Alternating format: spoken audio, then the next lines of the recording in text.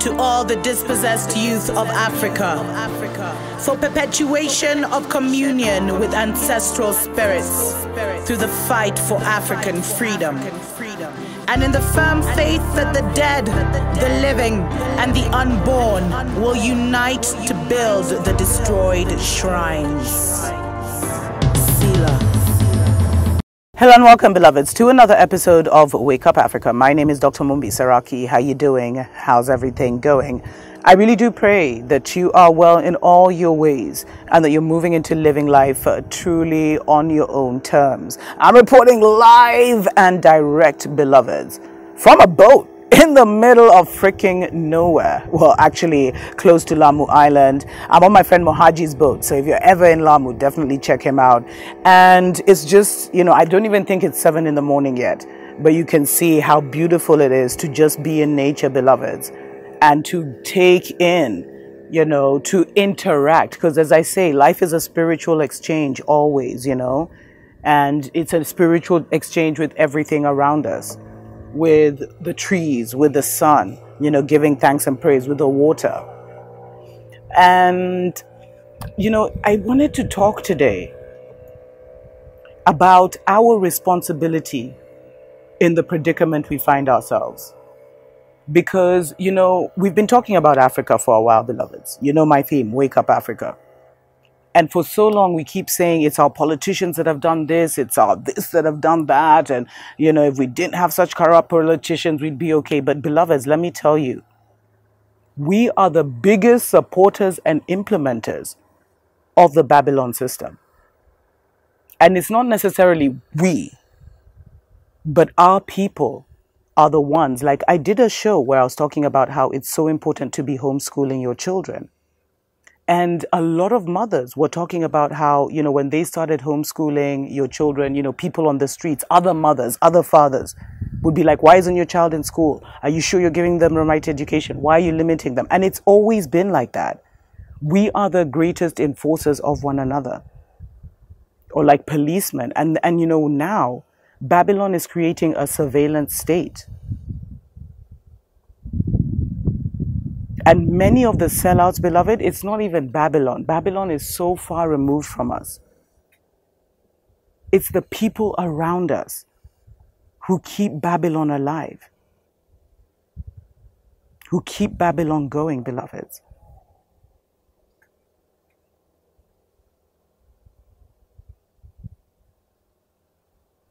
We are the biggest implementers, and until we take responsibility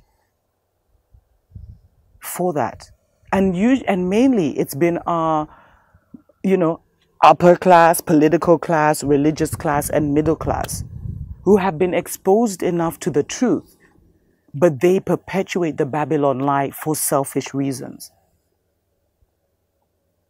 And many of them are going to fall with Babylon. They don't even see Babylon falling.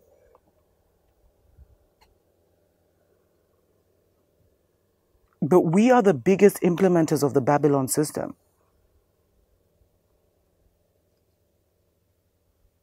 Because of the fundamentals. I told you the Babylon system is not about our politics. The politics is the foundation. That's how they govern the mental. But it's much deeper than that, beloveds. The liberation has to be from everything that is Babylon. We speak their language. I'm speaking to you in English. People are like speaking Kikuyu, so how will you understand me? Come on, guys, let's get serious. Although you are saying something, because Putin speaks perfect English, but he would never address like a UN assembly in English. He always has his translators. And yet all our African presidents who could do the same thing, they could speak in Kiswahili, they could speak in other languages, they still speak to, choose to speak in the language of the colonizer. And you see, the language of the colonizer is made up of something like 22 letters or something like that. It's very limited. But secretly, it's 69 letters. Those are stories that people aren't ready for. Maybe we'll get into that in the future. And so you can see it's such a narrow reality when you think that the first universal law of the world is the law of mentalism, that the mental creates the all.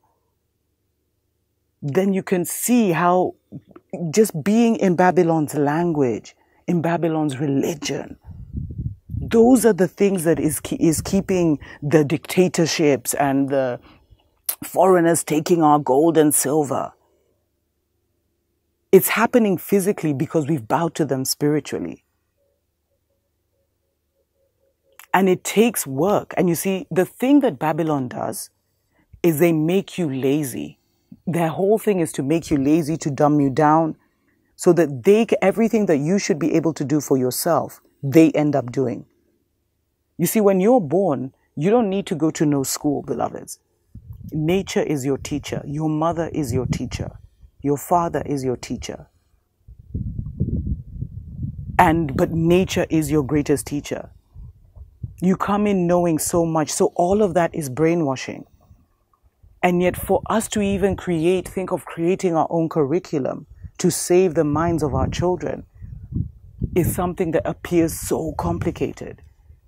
And you see, the reason it's because people are mentally stuck. Because this is the only story they know. It's the only story their mothers have known, their fathers have known, that, generations have known. Not too many generations, but it shows you the power of a narrative. That in 50 years, or let's say 100, because they came way before those 50 years, when we gained independence in 50 years. But let's say in 100 years, beloveds, they have changed the world to look like them. How has that been possible? Because they controlled the story, they controlled the culture. And this is how we implement Babylon. You see, because a lot of Africans want to be independent within the Babylon system. They are not self-confident enough to truly question, what does independence look for me? Like for me as a black man, as a black woman? What does it mean for me to stand in my self-identity and self-integrity? What does that look like? A lot of people are not ready to have that conversation. So you want to be free, but you can't be free in Babylon, beloveds. We can't have our African kingdoms and queendoms within the Babylon system with their electricity and their, mobile phones and their telecommunications. It can't happen like that. We can't be free with the Kenyas and the Ugandas and the Zimbabwe's still in place. Those are not our ideas. Those are not our concepts. And you see, the world is mental first, so that is the most important thing. Why have they focused so much on renaming everything? And we haven't even gone to the extent of even changing the names of our lakes back to their original names. Discovering who our ancestors are and their names. We haven't done the necessary things. So when you're like down with the Babylon system, but you're still in the Babylon system, it can't work.